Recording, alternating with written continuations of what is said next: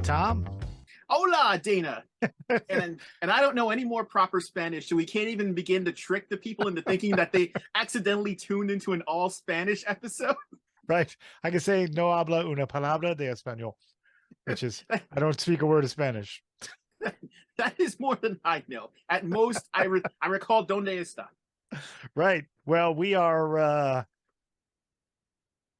two guys talking toys, Yes, we are. two hombres, harblaring toys. So that translates into the closed captions are going to have a field day with this. Right. Just question marks. It's not hablar, it's hoblar because right.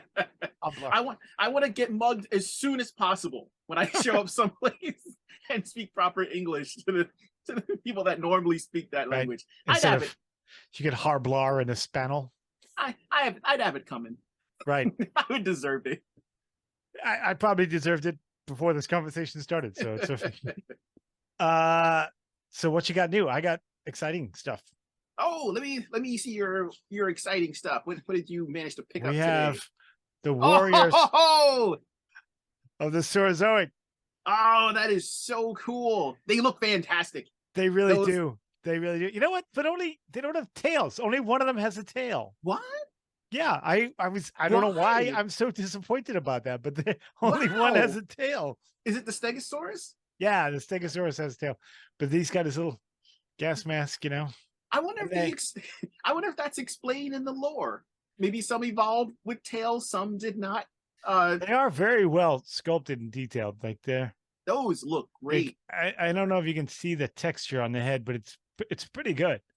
It looks very not quite scaly, but like it's got some bumps, some real good like texturing and bumps to it. It does. That is. And then this guy looks very. He's the one with the tail.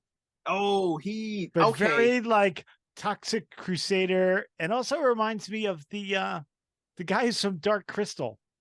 It does kind of look like a Xerxes. He's very stout.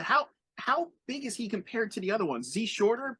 He is a little more like a little more stout. Okay, so they wanted to give him mass versus height. Yeah, that's not he kind of looks. He's the leather jacket guy, so he's kind of cool. And then they're very bright. Like very bright in color. Very Toxic Crusader. Like this guy next to No Zone. Mm-hmm. Oh, that's true. Matches really well. It's the same color palette. And then there's the the black and white one. Yeah. So good. Yeah. I maintain that those markings, the tribal markings, should be glow in the dark. I concur wholeheartedly. I have those sitting in my pile of loot. Thank you for showing those because I want them even more now. Yes, you do need them. You're not even getting much justice on the camera because they're scaled the whole way. Like his neck is very there are subtle details. Like you look at this, it's very cartoony looking, right? And that's what you walk away from immediately. But when you take them out of the package and you really look at the detail on that guy's face and the little contours. I love the expression. The expression is really good. The color, the blue against the pink is really cool. It's very striking. And this guy with his little scar on his eye. Mm-hmm. Here's the one downfall. Like his armor just pops off the shoulder there. Like just held up by friction. No magnets or anything. Right. Yeah. I mean, his other side has a connection to this strap. Okay. But I don't know why this one doesn't. It just kind of hangs on his shoulder there, and sometimes it'll fall off. That's weird. You know, I guess doing shoulder armor is always can turn into a pain because you don't know how you want to connect it. Do you want it, or you get that weird like Rob Liefeld thing going on? Yeah. And you also don't want it to interfere with the articulation. Right. Does it interfere with the articulation? No, it's like this one that's attached to his armor has some flexibility to it. That's the ideal. So you could move his arm up and down, and it's not so bad.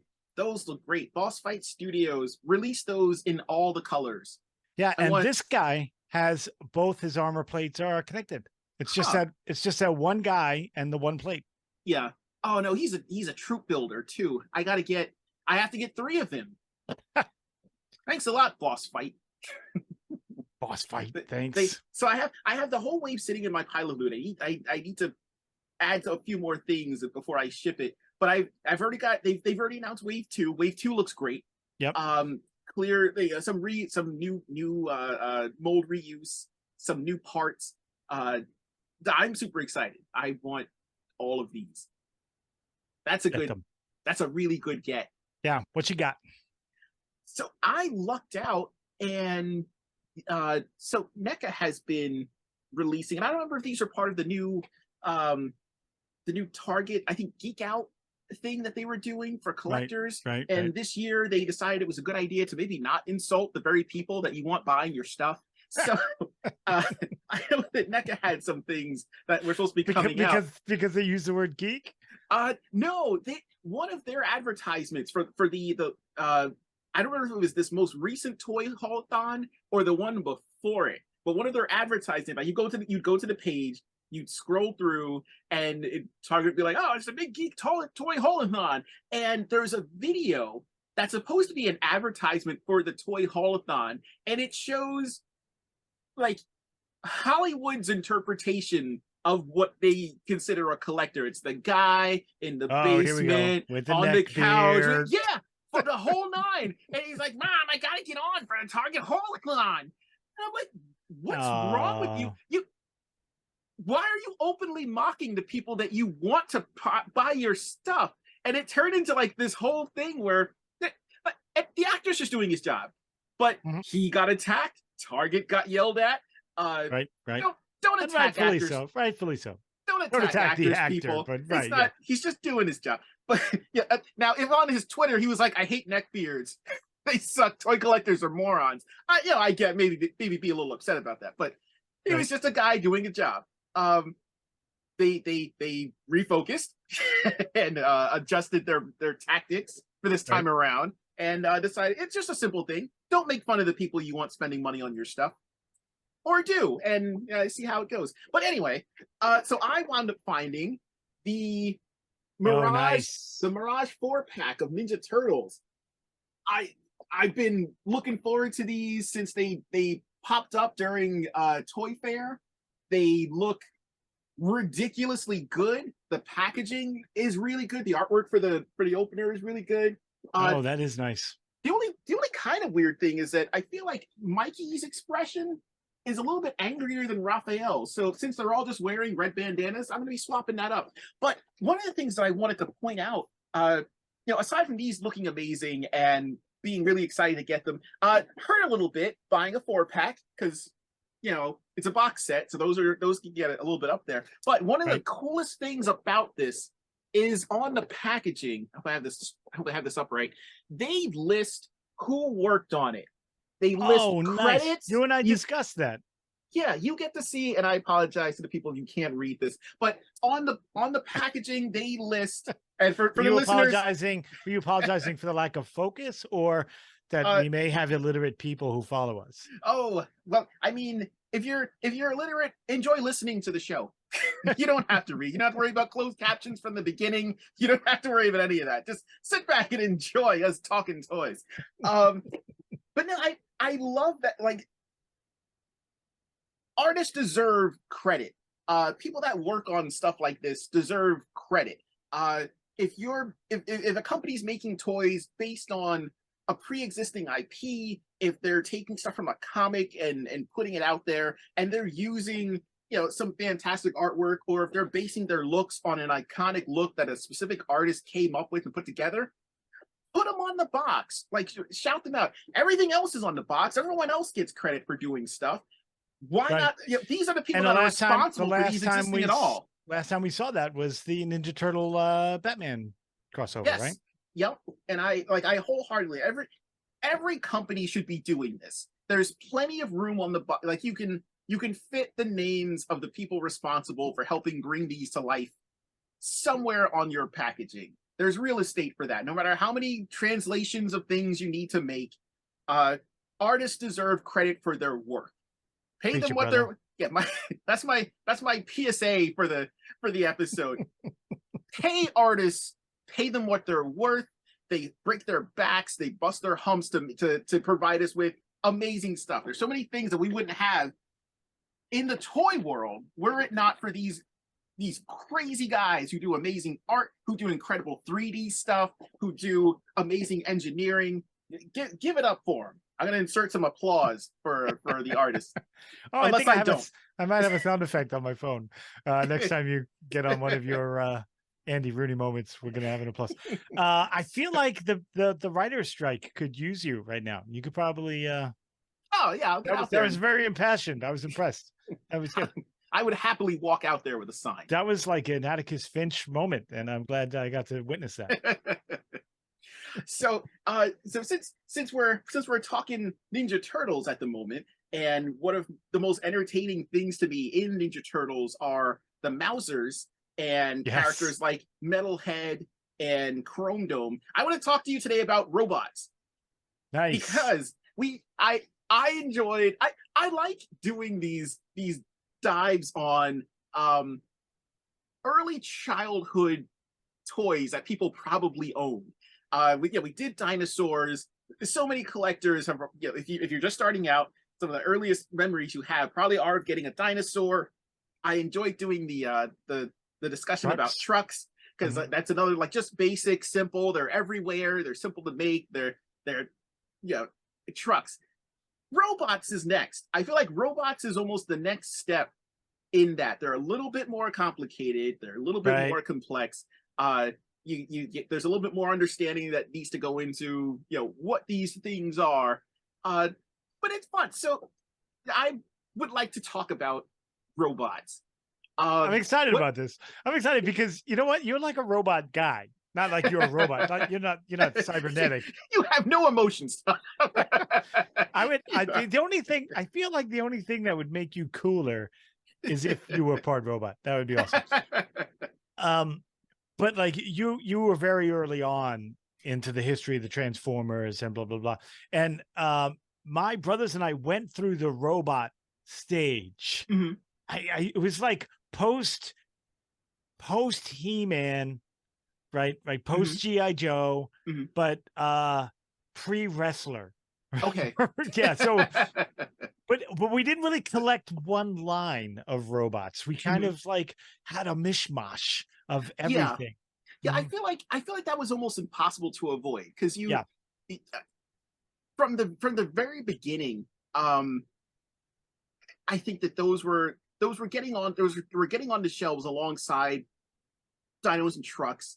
And unless you were watching a show that had a robot in it, just the generic look of a robot was kind of fascinating. Like, all right, just random quickie history. So the first American-made robotic toy was Robert the Robot.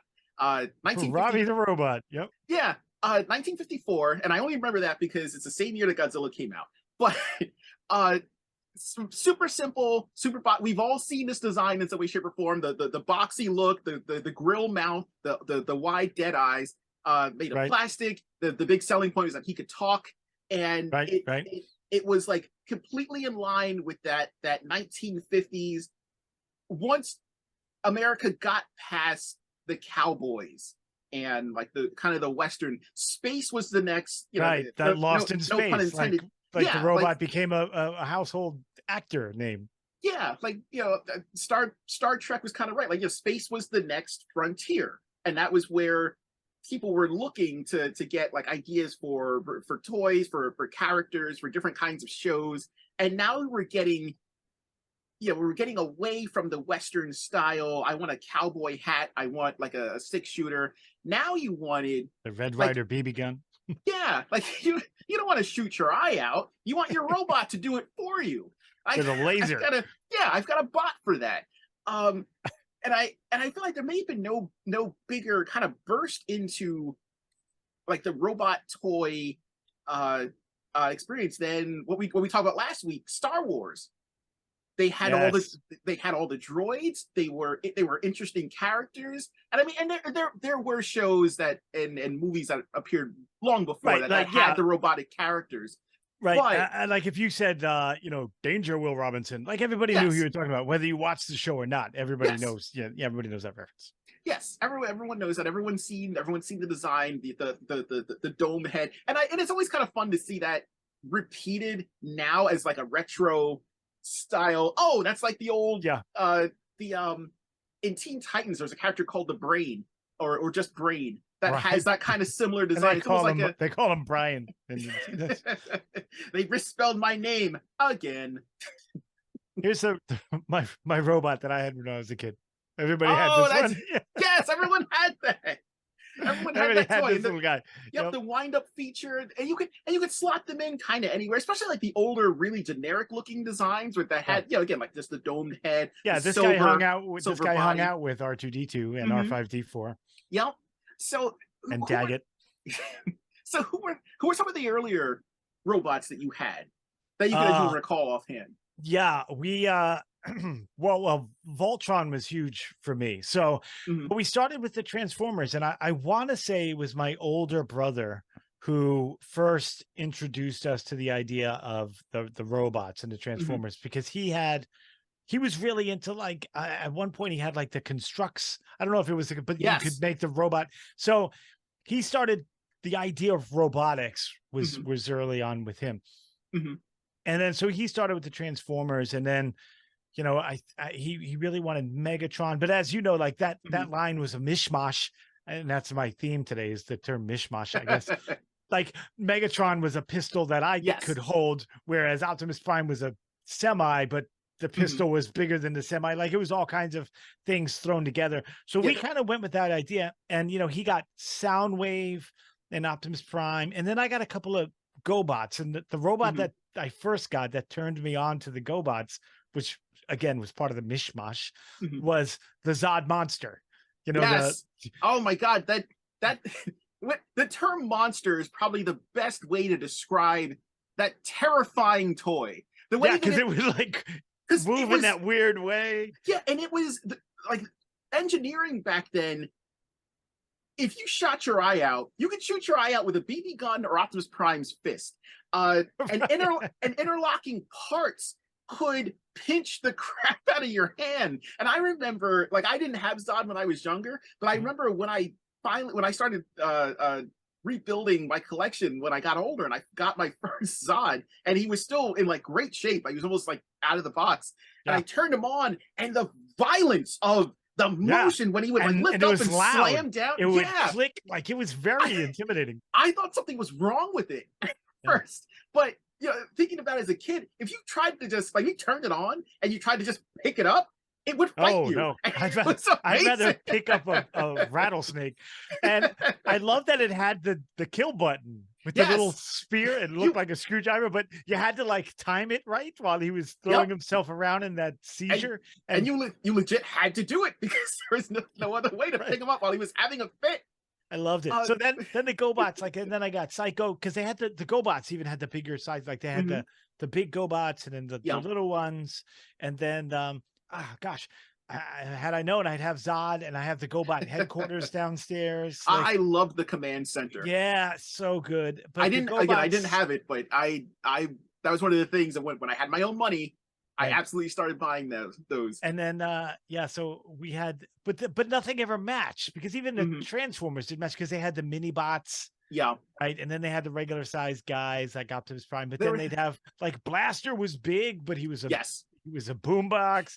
So like it didn't matter, because the standard was already set that nothing had to match in size. So then anything was good. But then you had what was the big plane's name? I want to say Sky Striker, but I think that's the G.I. Joe one. Like what was, Yeah, that's the G.I. Joe one. yeah, what's the Do you mean big the the big shuttle? white, no, the Transformer, the big Oh, plane, Skyfire.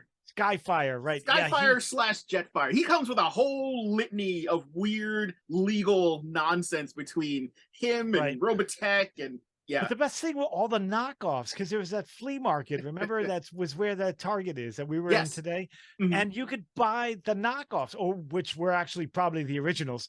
mhm, And you could get like any one of the Transformers mhm. there as a knockoff for like cheap, and it was amazing. So we would go like that coincided with the robot phase of our collecting. Mhm. And we would go there with my mother, who sat with her friend in the back who had a booth, and we would wander around just looking for robots because it was, you could, even today, you go to the flea markets and you see all the, when you walk through the mall, there's that one kiosk with that Mhm. yap, yap, yap dog, but Yes. they've got a bunch of like robots and Mhm. you could just find them. And it was always something you could always find something generic. Like you could always find like like especially if you were in Chinatown in New York, you could find just knockoffs are something that I both love and enjoy and am fascinated Yeah, by. And we need to yeah, do a yeah. full episode on just Oh, knockoffs those alone. great But knockoff wrestlers and like, yeah, those were fantastic. yeah, Um, yeah. We do. but We have to do a knockoff episode.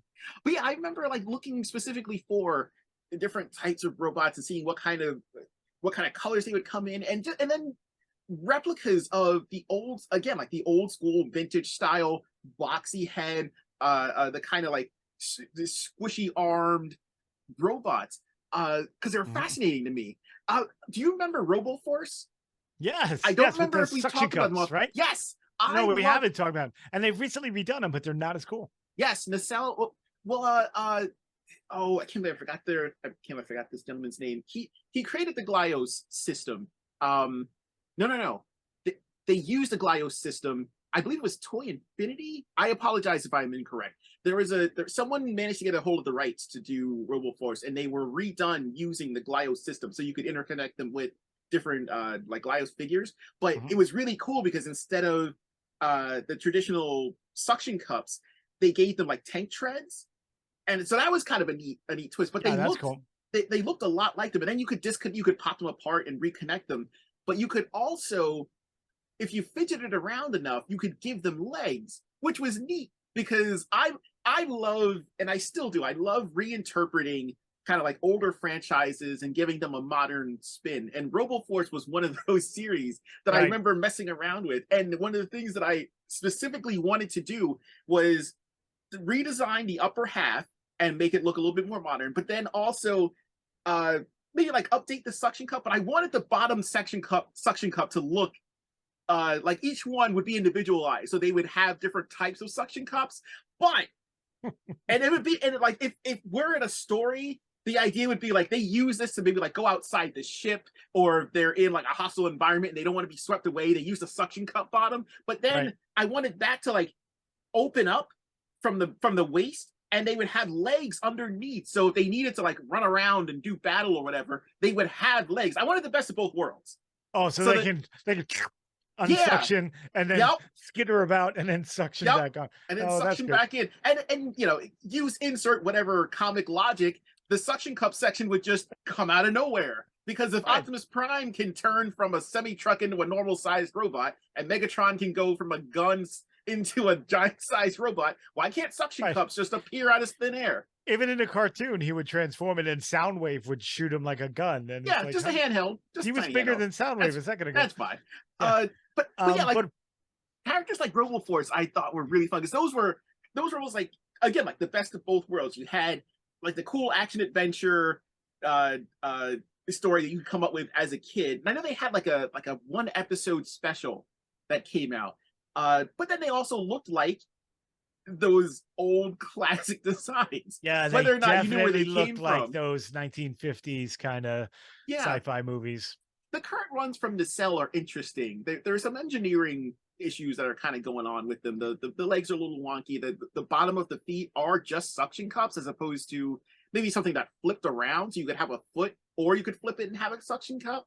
But Right. maybe the next couple ones they come up with will take another look at the engineering. You know, we had the you know, like I said, we would buy whatever robots we could find, you know, during that time. Mhm. And we didn't have a lot, but you know, I would buy GoBots that looked cool. Like, I mean, you had to have Sidekill, you had to have Leader One, Mhm. right? There was the British F-14. I can't remember his name, Mhm. but you know, and Psycho was that kind of Porsche looking one, and you know, there were some cool ones that you need to learn from the cartoon, right? But the Mhm. first line that got me excited, like I was excited about them, and they're a lot like you were just talking about with the interchangeable parts, were the Stariors. Oh, because they had yes. the little guy in the Hmm. cockpit. They were very Pacific Rim, Yeah. really. I mean, that's what they were. That sort of idea. And Hmm. but it had the little guy, the little silver guy, and you can open up the cockpit, take him out, Yeah. and the guy was the right size to drive like the mini bots. Hmm. So that was our standard like human size, that little silver guy that came with the Star Wars. But they had a great headquarters with that Cobra in the front. You know what? I knew somehow I missed Starriers when I was growing up. Um, I had some of the toys. I just didn't know what they were. Like I Mhm. had that Oh, that and that black and Triceratops thing, yeah, right? I had that black and green Triceratops. I always thought that was really cool, but I didn't know what he was from. And it wasn't until yeah, like years later that I figured out what it was. The that Cobra base is fantastic as a base for battle beasts. So if you, Yes. it's about the same size as a shocking shark. It Yeah. opens up. It holds a ton of them inside. They look really cool on it. Yeah. And there's that So, little door with that the Storios don't fit in. yep, It's like a square on the front of the Cobra that drops. yep. And the yeah.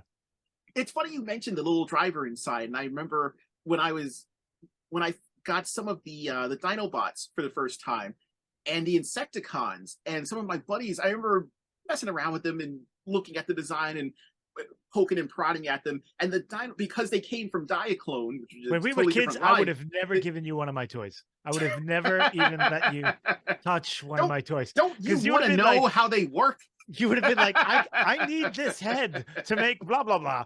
Pop. No. You Listen, would never, I would have never let you use my toys. he'll be cooler when you get him back. Trust me. Trust me on this. But I remember, just kind of poking and prodding and pushing and pulling, and the chess Breaking. on the, well, on occasion that would be an unavoidable result of experimentation, Collateral but damage. lateral damage. But I remember discovering the Insecticons had the little chest part compartment Yeah. that would open up, and my buddies and I would be fascinated. We're like, why is that there? What goes in there? Because when Hasbro brought them over here from Diaclone, they didn't include the drivers. The whole story was different. So there were no drivers for the Transformers. They were sentient robots, which is what I preferred. I I like Of course. giant I like No giant robots just humanity. fine. No, Tom and I wants just no humanity. oh no, I want them to have the humanity, but like in the robot. Right. I don't want the person telling the robot what to do. That's boring. But but the Dinobots had that, and the Insecticons had that, and I know a few of the other Transformers had that little compartment thing. So we used to pretend that that was where their energon went. So when Right. they'd be fighting and they take whatever energon from their downed foes and they'd stuff it in their chest, and that would just be where the fuel injection was. But I always thought that was really cool. But you know what else I really loved? The fact that if you add Mecha to kind of anything, it makes Yep. it that much cooler. Or the implication that there is a robot involved, it makes everything so much cooler. Yeah. Faker, Robot He-Man, Yeah. Who super was like, cool. who was the Eternia's Terminator. Yeah, or just flat out Roboto. We have a robot now. Yeah. What should we call him? Roboto. Roboto. Yeah. They we're back at the beginning of the episode. Styx already told us that. Oh, hola, Roboto. Tomo arigato. Same thing for Ninja Turtles. When the time came, we got Metalhead, and Metalhead Right. was super duper cool. But behind me, when they decided to do what was it? Mecha Bebop and Rocksteady, or Robotic Bebop Right. and Robotic Rocksteady, who looked really cool in the toy line. And Even $1.25 Final Faction had to get on the robot thing. absolutely, give me robots in my toy line. And every I feel like pretty much every show in the 80s had some episode that involved, if someone didn't already have like a robotic partner, like in Cops, where they had the robotic dog. Yeah. There was I some want a episode, robot dog. I think that would be great. Well, they kind of exist, but they're not. I want Right, a dog those that looks weird like a dog. looking military ones. Yeah. Yeah. Yeah, those are creepy. But Yeah, but they are. but every episode had some sort of like robot themed, whether it be like a good robot that appeared and now he's terrible, or this robot's here to save us. again, Ninja Turtles. What was the name of it? They were lampooning RoboCop, so they literally had a robotic cop named Rex. Right. I think it was like Rex One, and that was a Something like neat. That was a neat kind of thing. I mean, since we brought up RoboCop, Ed 209 is a. Yes. This is not a movie for pig children. noises when he gets stuck. It didn't come into a cartoon. Yeah, but I always loved it that those all those franchises got children toys. Yeah. No child should watch RoboCop. No, or Toxic Avenger. Even G.I. Joe brought the bats on board because they wanted to actually shoot somebody. Yes, all the robotic bats. It's okay to shoot robots on any show, which is why, any of the shows, they always brought robots in. Like even the X-Men, they want Wolverine to slash things up. It's robots. Yeah, we'll send in all the robot beings, and that'll do. Even in the Justice League, the Red Tornado gets ripped in half. Oh yeah, that's right. When they need to do any sort of like serious graphic violence, I think one of the most violent scenes in Infinity War is when Thanos kills Vision. I'm sorry, Yes. Spoilers. Spoiler alert. Everybody's seen it. They know. Should have seen Avengers. You know what robot scared the bejesus out of me when I was a kid? There was no bejesus left in me because of Maximilian from the Black Hole. I do not remember. Oh, he's this big robot, burgundy, like floating thing. And then when he would become angry and go in attack mode, like his hands would flip and they become spinning blades. And that is terrifying. Yeah. Oh, he's terrifying. That is terrifying. Yeah, Maximilian, terrifying robot. What are your thoughts on the Iron Giant? I love the Iron Giant. I would hug him. See, he would appreciate that. It was a great movie, and I guess that's maybe the flip side of having robots as these terrifying creatures, having them be the bad guy, because Metalhead would misfire, and Faker was there literally to fake people out. And then the flip side of that, where you get a character like Johnny Five, who should have a toy by now. Yes, we've discussed that. Yeah, or Wally.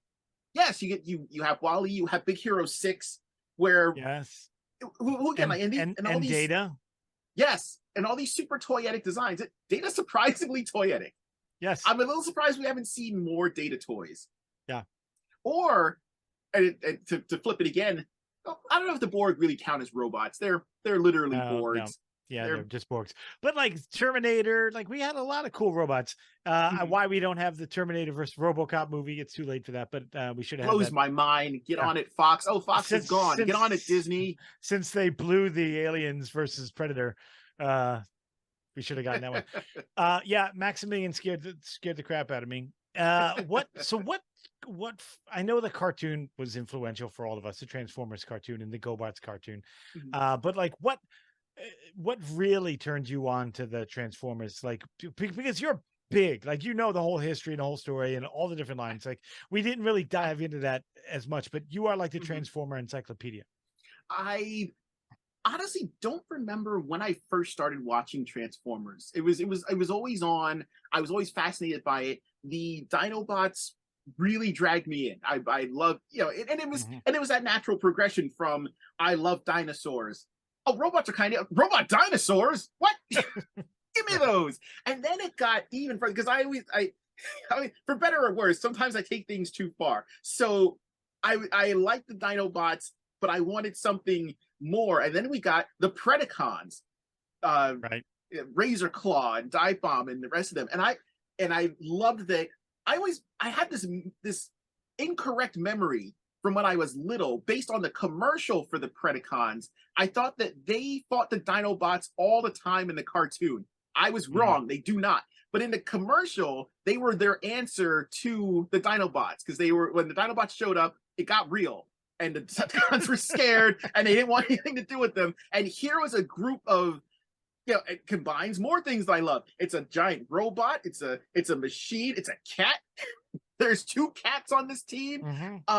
There are all these like great animal creatures that formed a giant robot, which was also even more cool, because that was another kind of subsect of the combiners. The Transformers, Voltron. all three Yes. Voltrons, And great for marketing, great for kids, great for that collector mindset where now, like before the Build-A-Figure existed, you needed all 6 members of the Constructicons to form Devastator. Like there was no substitution. You needed all 6. So if you're a fan of the show and you wanted to play out the scene that was in whatever episode you were watching, you needed all 6. And then they combined, and then it was weird because they weren't any bigger than Blaster. So again, you had to use your imagination. Which combiner transformer made Bruticus? There was those were the Combaticons. Combaticons, right? So there was a kid down the road from me. His name was Chris. He would mispronounce everything all the time. I don't know why. Like he would call Ted DiBiase Ted Dabanisi. Like he just he was just. But the Combaticons that would form to make Bruticus, he made an amalgam and he called them Conbruticus. Like that's what Megatron says when he wants his attention. Conbruticus, let's go. Come on. But I'll never forget that. That's what Conbruticus. I loved them to death, and I love GoBots to death. I love the GoBots, yeah. Which when I was a kid, the GoBots were my go-to. We might be in the minority on that. Well, not so much anymore. There is a period and then of time. There was the Zybots, like the knockoff GoBots, the Zybots. I do remember the Zybots. Who made those? Was that Matchbox? I don't know. They were part. I remember those being part of that. Who made GoBots? Galoob? I believe so. Mm. The GoBots thing is a weird thing between like Bandai and Hasbro, and that's a whole episode in and of itself. Yeah. Well, that new Cycle guy is on the way. He was in my pile of loot, and I sent him, so I should be getting him on Wednesday. Oh so my god, my kingdom for Hasbro to just say heck with it and start cranking out GoBots that look like GoBots. We're real close. We're very close. Crasher, hold on.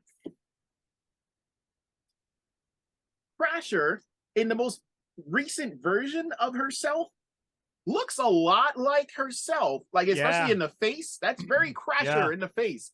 I do it, Hasbro. I know it'll cause you all kinds of lawsuits, but do it for me. Do it to make me happy. That's all that matters. Tom will pay your legal fees. Yes. So if you would like to accrue any legal fees based on doing some things for me, get a hold of us. You can contact us on Twitter. That sounds sketchy. Our Twitter handle is 2 Guys Talking Toys. That's the number 2, no G after the talking. If you would like to keep it a little bit more private and send it via Gmail, you can get a hold of us at 2 Guys Talking Toys, the number 2, no G after the talking. Get a hold of us, continue the conversation. If you've enjoyed the episode, please like and subscribe to the channel, and take care, everybody.